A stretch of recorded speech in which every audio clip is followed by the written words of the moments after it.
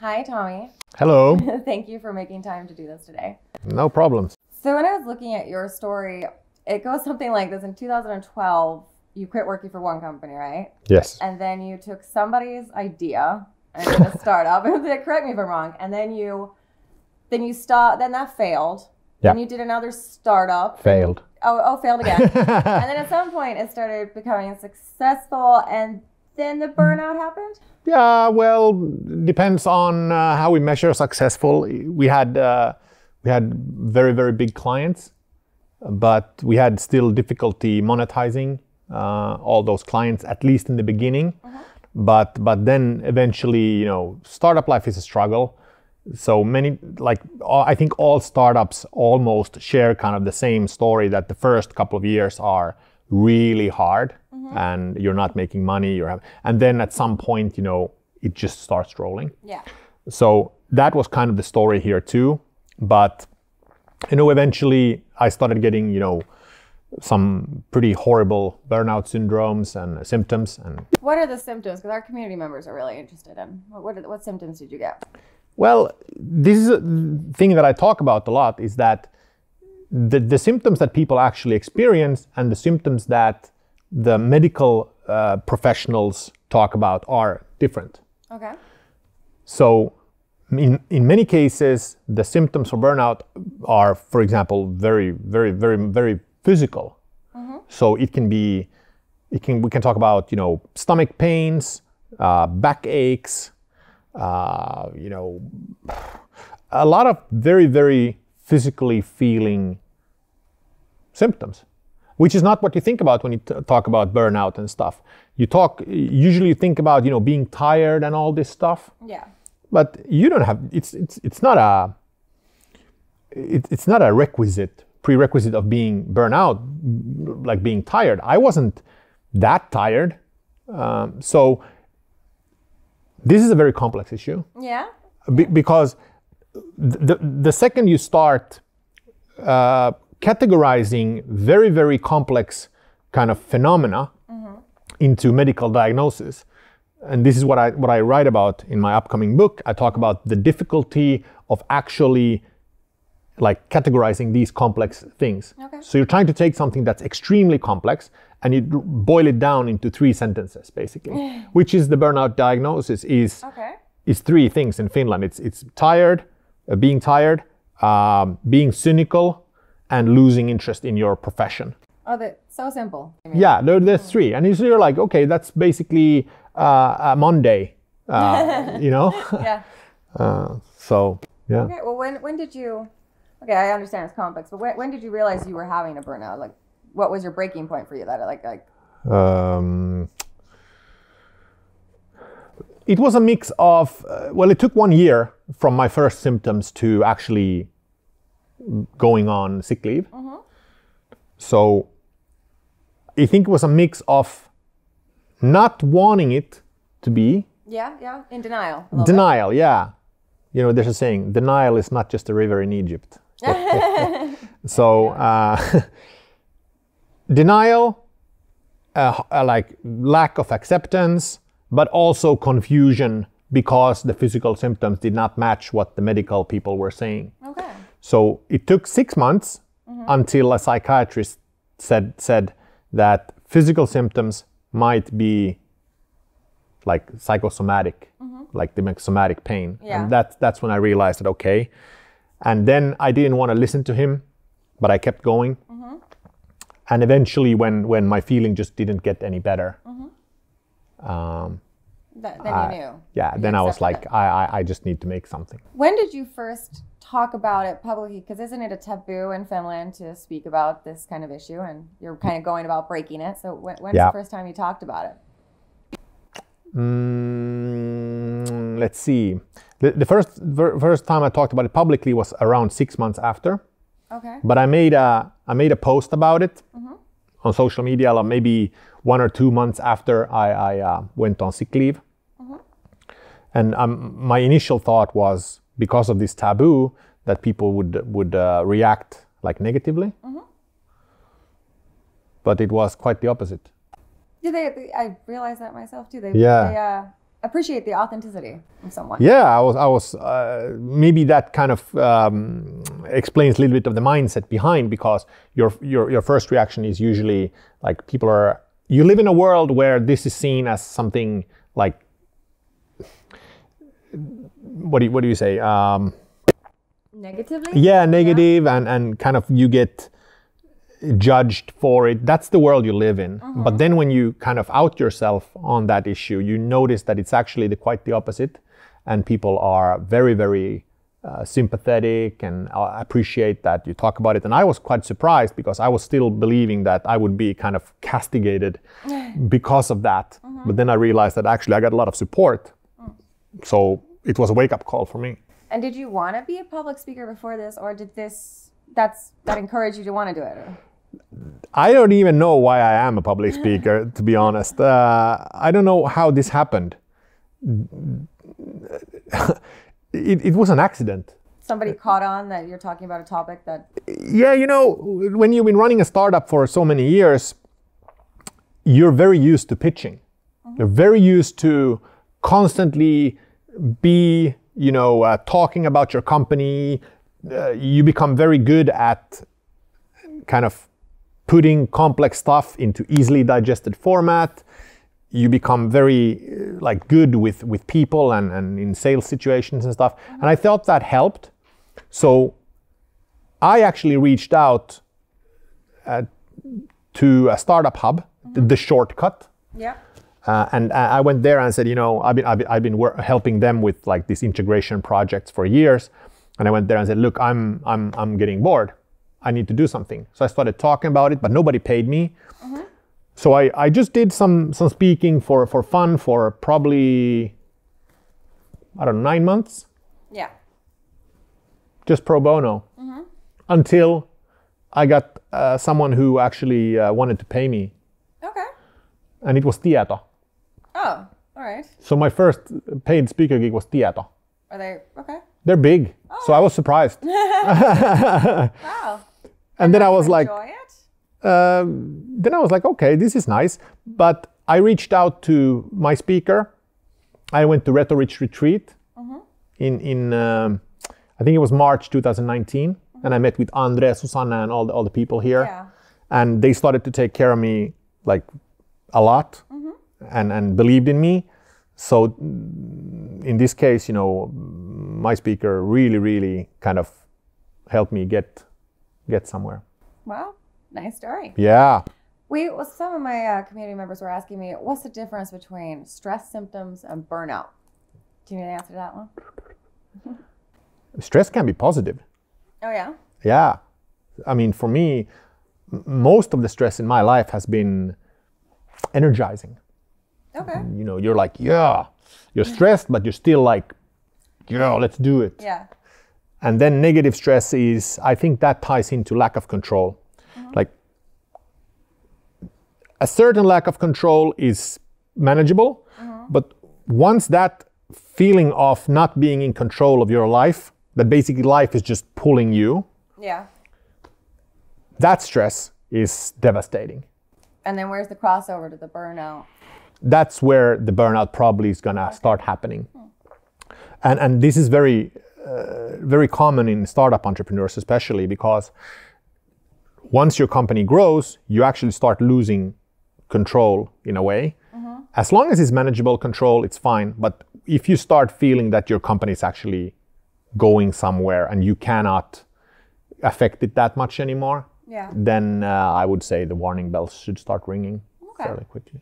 Well, I know that you're really busy nowadays. I mean, you were close to Lapland, right? Doing a pitch or something. You're writing a book. Yeah. Speaking gigs. What preventative measures do you have in place so that you won't get a burnout again? To be honest, I'm not that busy. No? No. On the outside, it looks like you are. Yeah, Okay. I know. Social media can be a deceiver. I'm not that busy actually at all. And I think that's a bigger problem for me, not being that busy. So, people can burn out from not doing stuff also. That's good to remember. There are people who are unemployed who burn out because they don't feel a connection, they don't have the work environment, etc. Lack of routine. Yeah, lack of routine, lack of connection with other people, all sorts of stuff. So I think the most stressing part in my life, which I think we shouldn't underestimate, is the fact that I am my own boss. And that means that I have to enforce very strict routines in my life to create kind of a little bit of a busy situation in my life. So if, let's say, if I have 2 gigs a week, that's quite a little. Yeah. That's like a couple of hours per week, actual like real on-site work. Yeah. So what I do in order to create a kind of a work environment, because you have to, in Finland it's called itsensä johtaminen, you have to lead yourself. Yeah. That is quite stressing because you have no one telling you, do this, let's do this. You don't basically spar with anyone. Yeah. So it's very lonely to be a speaker in a way. So I have strict routines. I wake up every day at the same time, even if I don't have anything. That's good. I spend 2 hours writing or 3 hours writing. They go for walks. So I'm very much controlling that my life looks like a work day. Okay. Even if I don't have anything. So you don't burn out from being too slow or too fast. Exactly. So it's interesting. And then can you tell me a little bit about your book? I thought your book was your story, but it sounds like you're going more into depth about burnout and the lack of understanding that people have about it, and they're judging it. Yeah. At the moment, it's not a what do you call it? Tietokirja. It's not a it's not an informative book. Like in it's not non-fiction. It's fiction actually. Okay. It's a fictionalized account of that period in my life. Okay. So it's a story because I believe in the power of stories. Yeah. So it's basically insight into the mind of someone who wants to succeed, Yes. but encounters something weird that's happening. It's basically an account of a life falling apart. It sounds very interesting. It's being published in Swedish, right? I'm writing in Swedish because Okay. it's my native tongue. Yeah. I have a lot of pages already.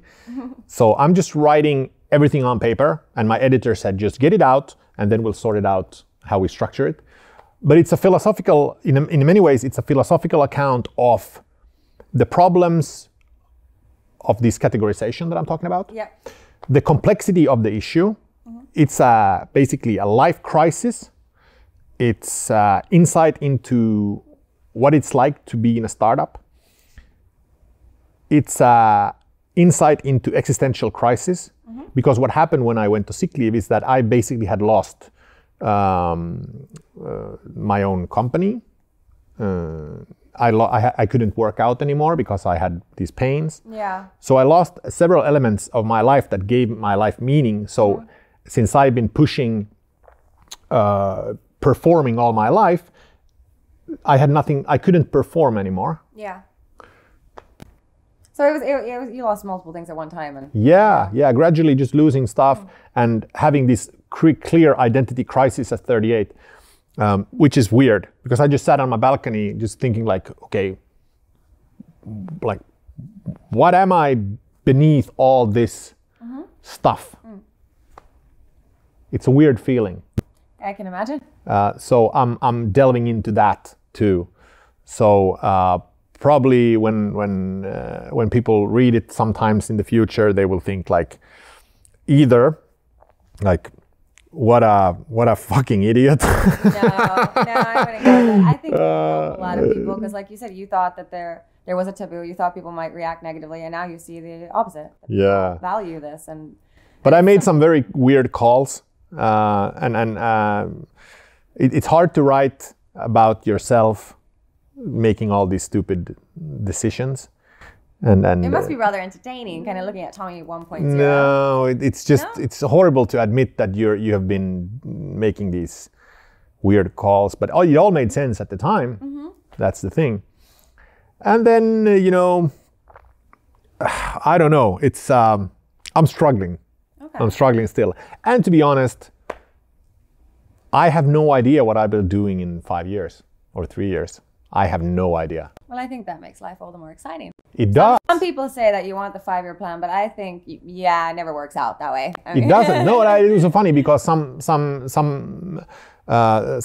just asked me that, like, you should think more about, she was some sort of future consultant or something. Okay. She was like, you should think more about your future and what you want to do. You should pan out your path. I'm like, what are you talking about? You know, based on the story I have, it's impossible for me to understand where I'm going. Yeah. And I don't want to plan my life because it's never going to go that way either. Honestly, now I don't even have a direction, and it's fine. I think this pressure of like where you want to be is very American. It's like it's so focused on like doing things and achieving. Yeah, fine. But for me, you should be able to, or for other people, you should be able to just detach from that crap and just, you know, live in the moment for a while. You know, hopefully you have a long life. If you take 2 or 3 years out where you actually don't know what you want to do, it's fine.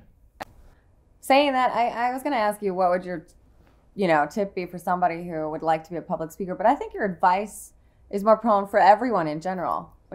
That I noticed one weird thing when speaking and talking publicly and writing and stuff is that almost everyone thinks about the same things, struggles with the same stuff, are as confused as others. Yeah. And that for me has been opening up for the last 3 years. I always thought people had it figured out and all this stuff, but once I came out and said, I'm fucking lost. I'm sorry for swearing, by the way. No worries. And I went, I'm like lost. How many people came up to me and said, me too, and me too. I was like, well, interesting. So now I figured out that everyone almost is as confused, don't know what they want to do, probably hate their job. They still do it. And I just had to rethink everything. So instead of competing and trying to be someone, successful in business, for example, they are not that happy. So what would your advice to those people be? Like, sometimes it's good to actually not to make assumptions on other people's lives. Because what you see is not what you get. So when we see someone successful and famous, it's very likely that they're struggling with emptiness, feelings of, not being good enough, all this stuff, as much as you are. We just tend to think as humans that everyone else has it figured out, but they don't. Like, no. I know a lot of successful people that, admit to me that they're fucking super confused. So I've stopped with that. I'm like, no. I know people with a lot of money and I see their, constant problems and stuff. They are not 1 ounce happier than anyone else.